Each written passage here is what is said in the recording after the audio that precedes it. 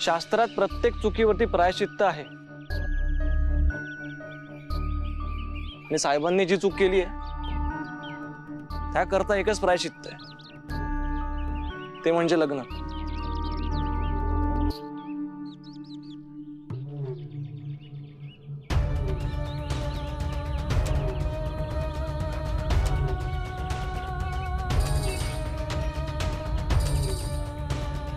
आणि साहेब मनोरमाशी लग्न करणार आहेत असा त्यांनी शब्द दिलाय मला.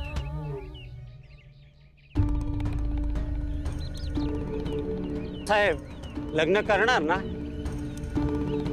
लग्न? काय संबंध?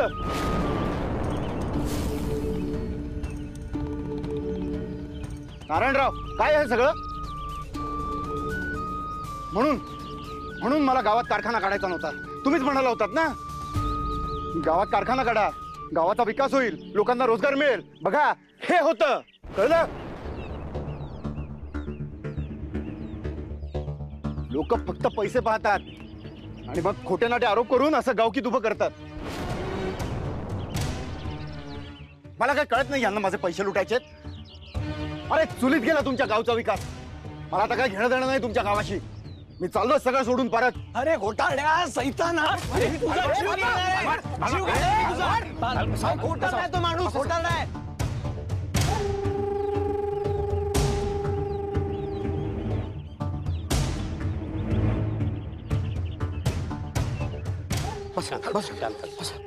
शांत.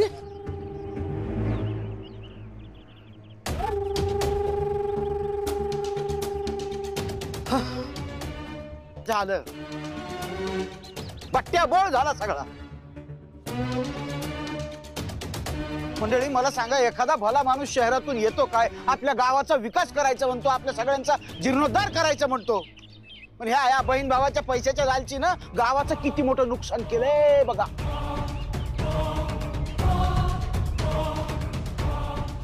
नारायण, तर काय बोलताय तुम्ही? कसला नुकसान? माझ्या बहिणीच्या आबरूचं काय? काय बोलतो भालबा, काय बोलतो?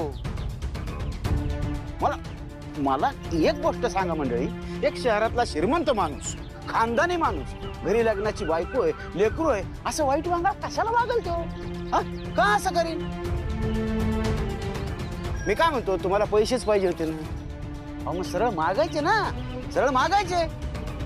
साहेब मोठ्या मनाचा माणूस आहे, चांगला माणूस, दिले असते त्यांनी. एवढ्या लोकांना मदत केली, तुम्हालाही केली असती. पण नीट तोंड उचकटून मागायचं ना बाबा, माणुसकीनं मागायचं का त्यासाठी हे असला आरोप? एवढा गलिच्छ, एवढा घाणेरडा. बस करा नारायणराव.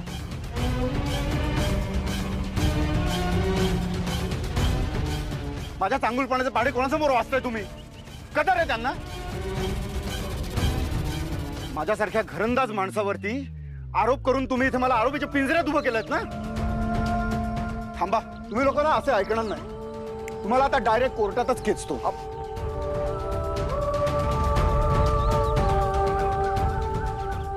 अब्रू नुकसानीचा दावा ठोकतो. अरे नुसती खडी नाही फोडायला लागणार तुम्हाला, 25 लाख भरायला लागतील नुकसान भरपाई म्हणून. हो, तुमच्या पाया पडतो साहेब. 25 लाख? अहो काय झालंय? 7 पिढ्या राबल्या गावाच्या अख्ख्या, तरी एवढी रक्कम नाही उभी करू शकणार हो. आणि शेण ह्या भावा बहिणीनं खाल्लंय, गावकऱ्यांचा काय दोष आहे? सगळ्या गावाला का तुम्ही शिक्षा देताय? त्यांचा काय दोष बिचारांचा? साहेब तुम्ही म्हणताय म्हणून मी सोडतोय आता, पण परत जर का मला असा काही त्रास झाला आणि कोणी आरोप केला ना, कोर्टात खेचेन एकेकाला. नको साहेब, नाही, असं करू नका. बालबा, मनोरमा, कशा करता गावावर संकट ओढून घेताय तुम्ही? अहो दादा, तुम्ही काय बोलताय? हो, हा माणूस आपल्या गावात येऊन आपल्या गावातल्या पोरीच्या आबरूवर हात टाकतोय आणि तुम्ही चूप. एक शब्द बोलू नको. आता आम्ही निर्णय घेतोय, कुणीही साहेबांना त्रास द्यायचा नाही, त्यांच्यावरती कोणताही खोटा आरोप करायचा नाही. बालबा, मनोरमा, आधी माफी मागा त्यांची. त्याची काय गरज नाहीये. आता सोडून देतोय. पुन्हा जर का त्रास दिला ना, अख्ख्या गावाला शिक्षा भोगावी लागेल.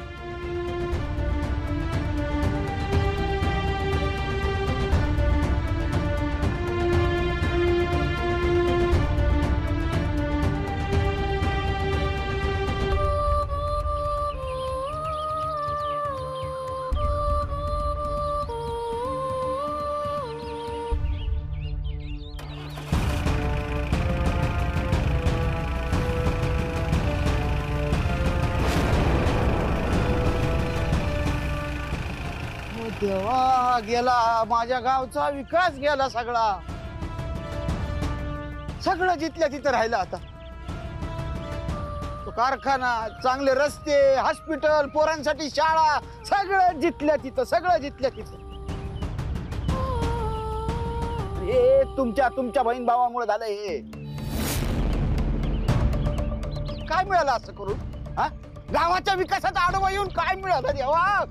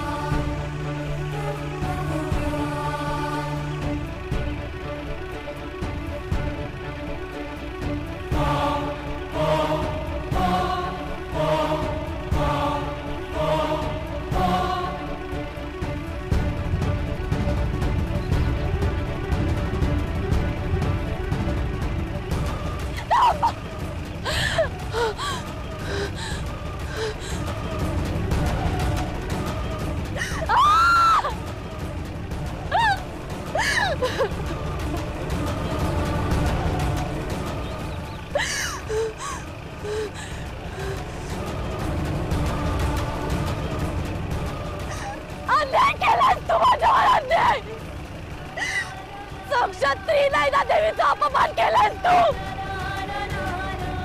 देवीचा कोप होईल, कोप. देवी तुला सोडणार नाही.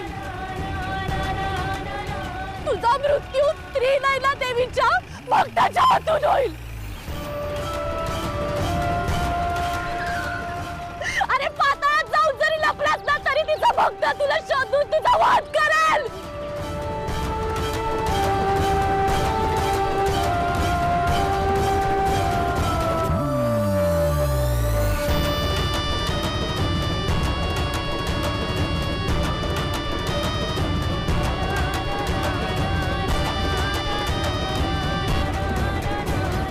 मला सगळं कळायला उशीर झाला होता, पण मनोरमा ताईने माझ्या समोर सगळ्या गोष्टींचा उलगडा केला.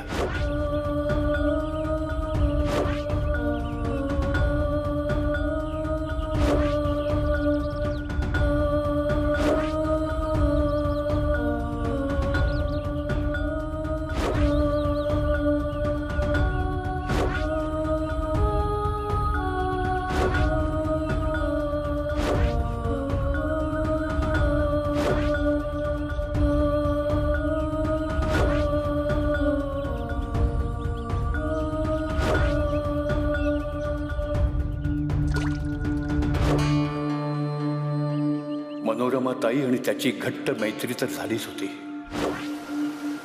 पण हळूहळू त्याचं रूपांतर प्रेमात होऊ लागलं आणि नंतर दोघांमध्ये जवळीकही वाढू लागली होती.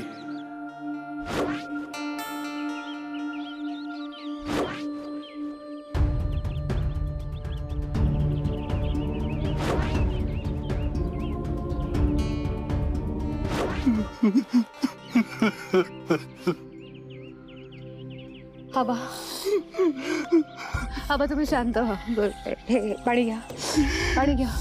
माझी ताई मला सोडून गेली कायमची. त्याने दिलेला शब्द मोडला. ताईच्या पायाखाली जणू भूकंपच झाला होता. तिने त्याच्यावर प्रेम केलं, पण त्याच्या मनात वेगळंच होतं. मनोरमा ताई फसवतीये असं त्याने गावकीसमोर सांगितलं होतं आणि गावकीने सुद्धा त्या नराधमावर विश्वास ठेवला. पुढे मनोरमा ताईच्या वाट्याला फक्त आणि फक्त संघर्षच होता.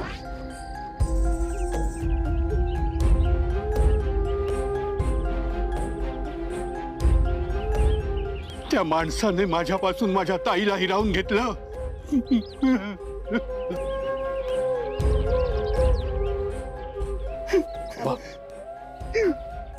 आबा शांत व्हा. पाणी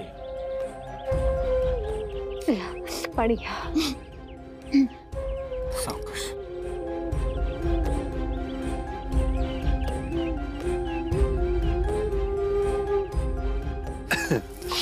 पण तो माणूस कोण होता ज्याने तुमच्या ताईला फसवलं?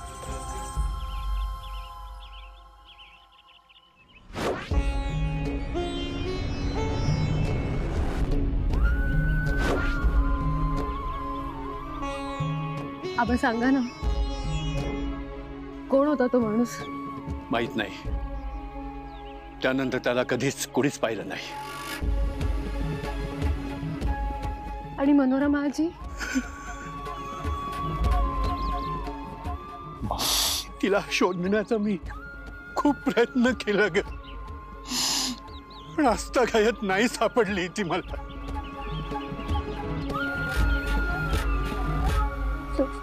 तो माणूस नारायण, त्याचं काय झालं? ताई गाव सोडून गेल्यानंतर त्रिनयना देवीच्या डोंगरावरून पडून त्याचा मृत्यू झाला.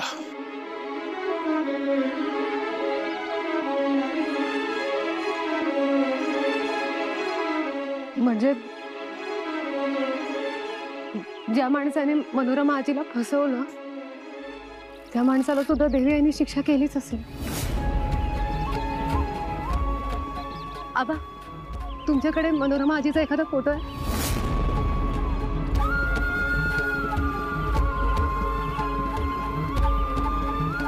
आहे बहुतेक. मला तो फोटो बघायचा आहे. मी येऊ तुमच्या बरोबर वावशीला? नाही, नाहीतर तू वावशी मध्ये यायचं नाहीस. मी आणून देईन तुला तो फोटो. बरं, आता मला निघायला हवं. येतो मी. नाही नाही आबा ऐका माझं, तुम्ही काहीच खाल्लं नाही आज. असेच नका जाऊ, काहीतरी खाऊन जा. नाहीतर मी वाटेमध्ये काहीतरी खाईन. बरं ठीक आहे. एक मिनिट. समीर दादा, काळजी घे. साहेबांना घरी सोडून या परत आणि गाडी वाटेत खायला थांबवा. येतो. आबा नीट जा. काळजी घ्या दोघांनी. हो.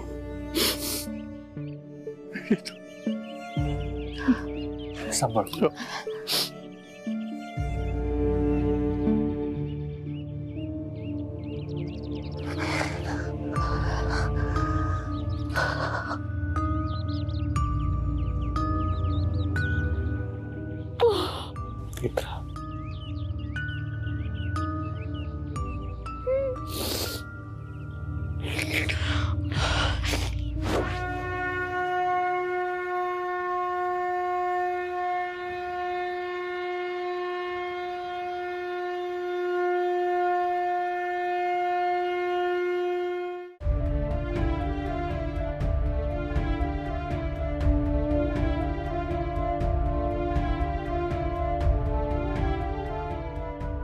काय वाटतंय तुला? आता मी कसं सांगू की नेत्रा असं का बोलली? काहीच कळत नाहीये. आणि याने सुद्धा नेत्राचंच का ऐकलं असेल? आजी, पण तुम्ही तिलाच का नाही विचारत की ती खोटं का बोलली ते? खोटं बोलली की नाही मला माहिती नाही, पण ती माझ्यापासून नक्की काहीतरी लपवते. नेत्रा असं का वागेल ना? मी तिला विचारलं पण ती काहीच सांगत नाहीये. पण नेत्रा आणि यांच्यात काहीतरी गूढ चालू आहे. असं काहीतरी आहे की जे नेत्राला कुणालाच कळू द्यायचं नाहीये. पण मला कळलं पाहिजे. तू मला मदत कर. तुम्ही सांगा, काय मदत करू तुम्हाला? अगं, समोरच्याच्या मनातलं ओळखण्याची विद्या आहे तुझ्याजवळ. मग तू नेत्राच्या मनातलं ओळख आणि मला सांग, किंवा यांच्या मनातलं ओळख आणि मला सांग. मी यांना समजावीन. मी विनंती करते तुला, नाही म्हणू नकोस. बर, प्रयत्न करते मी, पण जास्त वेळ लावू नकोस. तुम्ही निश्चिंत राहा. मी वाट बघते. आजी, मीच येईन तुमच्याकडे उपाय सापडला की. शांत राहा तुम्ही. बरं, ह्याबद्दल कुणालाही सांगू नका. बर, मी येते.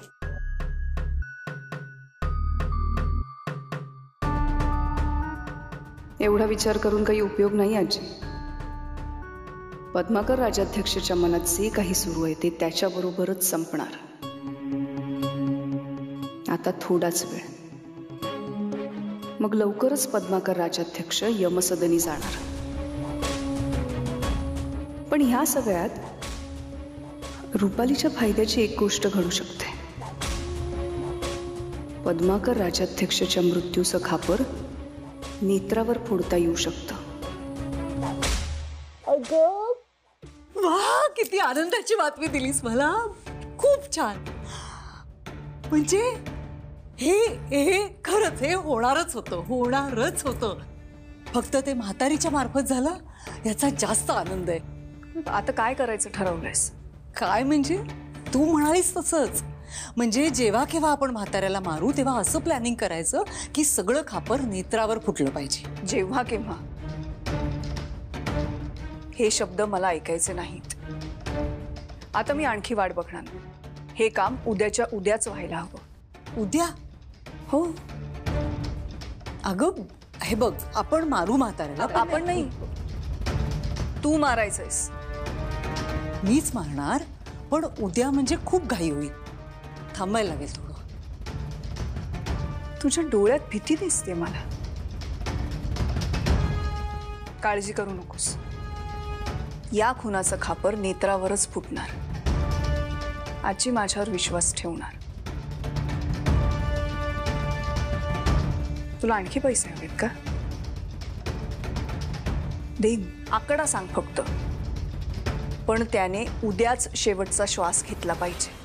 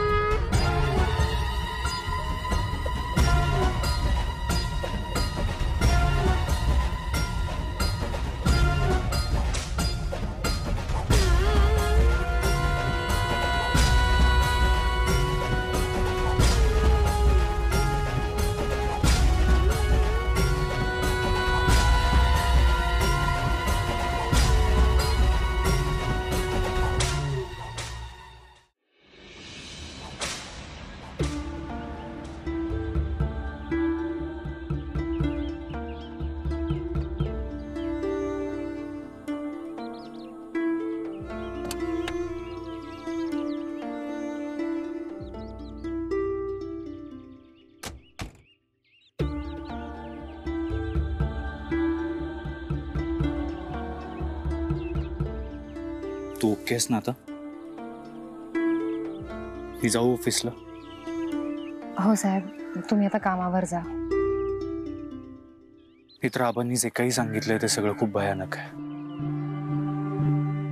मनोरमाची बरोबर जे काही झालं ते सगळं खूप वाईट होतं. पण तो जो कोणी फसवणारा माणूस होता त्याला त्याची शिक्षा मिळालीच असेल.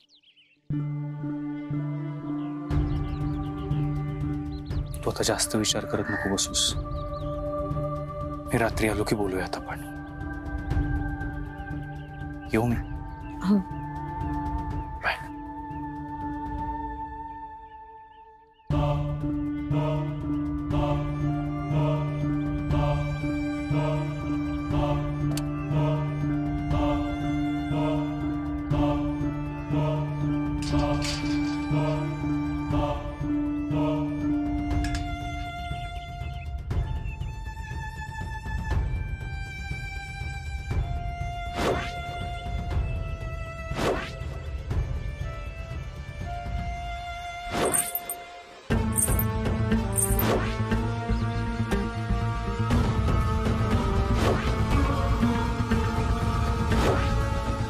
मनोरमा आत्या आजी गाव सोडून गेल्यानंतर काय झालं ते आबांना माहित नाही.